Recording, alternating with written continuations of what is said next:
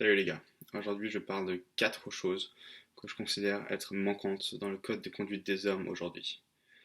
De manière générale, en fait, avant même de parler de ces 4 choses, euh, je pense que beaucoup d'hommes manquent de code de conduite, de manière générale. Ils n'ont pas de structure à travers laquelle vivre, et du coup ils se laissent un peu modifier par leurs circonstances en permanence. On ne peut pas compter sur eux du coup, parce qu'ils n'ont pas la capacité d'être consistants dans leur façon de s'exprimer.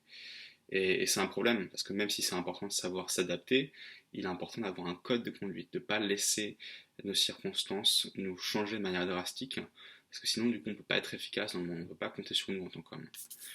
Donc, allons-y. Un code de conduite, ça ressemble à quoi? Selon moi, il y a 4 éléments essentiels que chaque homme doit avoir dans son code de conduite. Numéro un, c'est une intégrité impeccable avec les autres.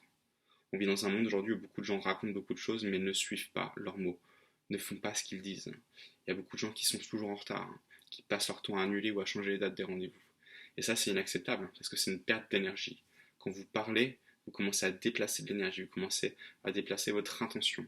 Et quand vous annulez ça, quand vous ne faites pas ce que vous avez dit, il y a une perte d'énergie pour vous et pour les gens qui vous entourent. Donc c'est la première chose, c'est essentiel d'être en intégrité avec votre parole, de faire ce que vous dites pour que les gens puissent compter sur vous. Et quand vous commencez à faire ça, quand vous êtes toujours à l'heure, quand vous êtes impeccable par rapport à votre parole, il y a quelque chose de vraiment magique qui se passe dans la qualité, la substance, la profondeur de votre présence. Maintenant, numéro 2, c'est un code de travail efficace, une éthique de travail efficace.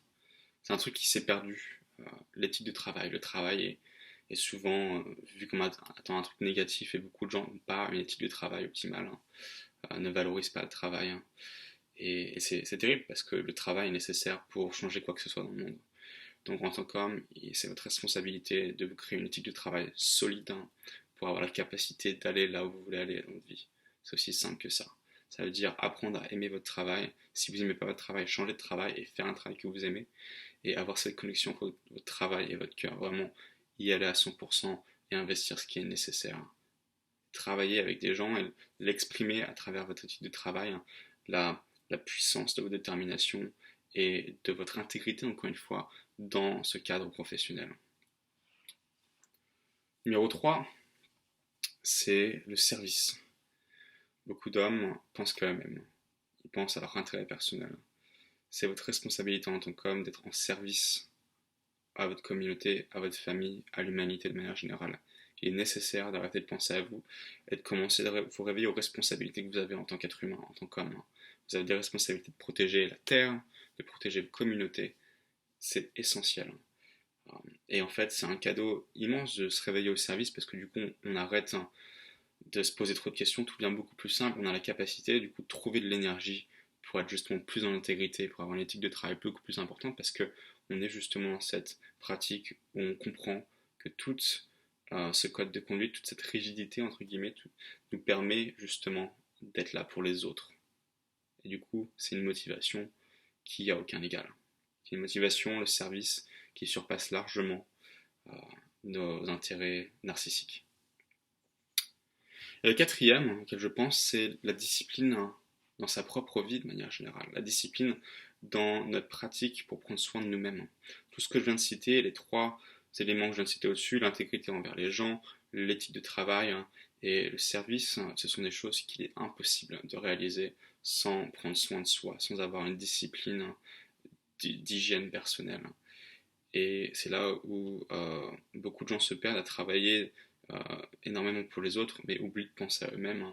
Dans votre code de conduite, il est essentiel d'avoir un espace pour vous, où vous avez la capacité de prendre soin de vous-même à travers la méditation, à travers le sport, à travers manger proprement, à travers passer du temps en nature. Il est essentiel d'avoir ces moments, cet espace, cette discipline de prendre soin de vous-même, parce que c'est pas facile, clairement, de prendre soin de soi-même, d'être présent avec ce qui se passe dans nous-mêmes. Et c'est à travers cette discipline que du coup, tout ce que je viens de citer au-dessus va pouvoir être alimenté et avoir de l'énergie pour fonctionner correctement. Donc voilà, c'est les 4 éléments auxquels je pense qui sont essentiels dans le code de conduite de chaque homme, qui en tout cas, pour parler d'une histoire personnelle, ont été essentiels dans ma vie jusqu'à maintenant. Et sans ces codes de conduite, clairement, sans ce code de conduite, sans ces éléments, votre vie va juste être un peu en mode ah, je sais pas trop, et c'est pas clair, c'est pas impeccable, hein. Forcément, on n'est jamais parfait, mais il faut toujours essayer d'être impeccable. L'impeccabilité, c'est pas la perfection. L'impeccabilité, c'est faire de son mieux. Et quand on commence à avoir ça dans le code de conduite, quand on commence à essayer de vivre de cette façon, je vous assure qu'il y a une puissance, et il y a une intégrité, il y a une solidité, il y a une résistance, hein, qui se crée autour de vous, qui crée un certain statut dans votre propre conscience, dans votre présence, quelque chose de solide, hein, qui a la capacité de vraiment affecter votre vie et vos relations de manière importante. Sans ça, rien n'est possible. C'est aussi simple que ça. Si on veut aller haut, si on veut atteindre des sommets de réussite dans nos vies, il est important d'avoir des fondations et des structures impeccables. Allez, bonne journée à vous, bonne soirée, et encore une fois, abonnez-vous si ce genre de contenu vous intéresse.